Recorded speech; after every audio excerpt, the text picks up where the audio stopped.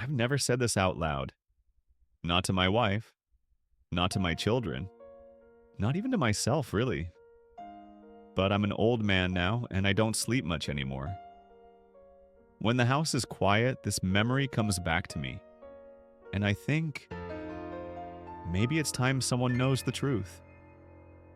It was the summer of 1973. I was 22 years old and thought I knew everything worth knowing.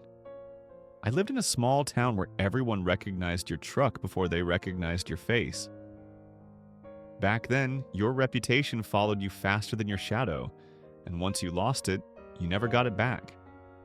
I was newly married, working long hours, trying to prove I was a man. That night started like any other, or at least that's what I told myself for years. I remember the heat, the kind that sticks to you even after the sun goes down. My wife had gone to bed early.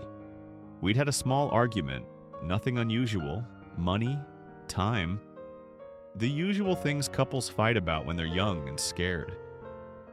I told her I was going for a drive to cool off. That was a lie. There was a place outside town where people went when they didn't want to be seen. An old stretch of road by the river. No lights, no houses. Just dark water and insects humming. I told myself I just needed air, that I'd sit for a few minutes and come back home.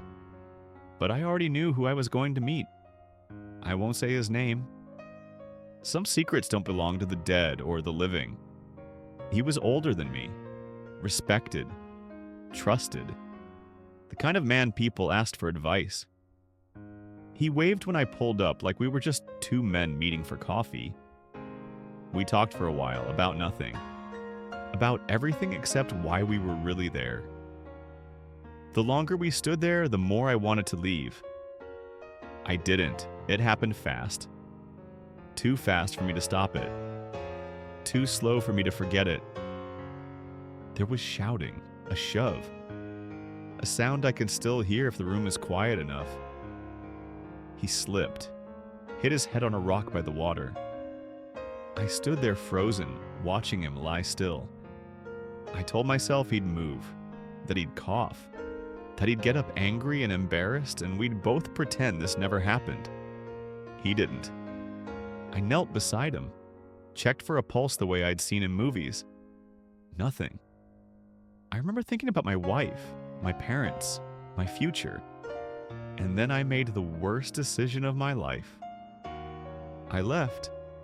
I drove home in silence, washed my hands for too long, got into bed beside my wife and stared at the ceiling until morning.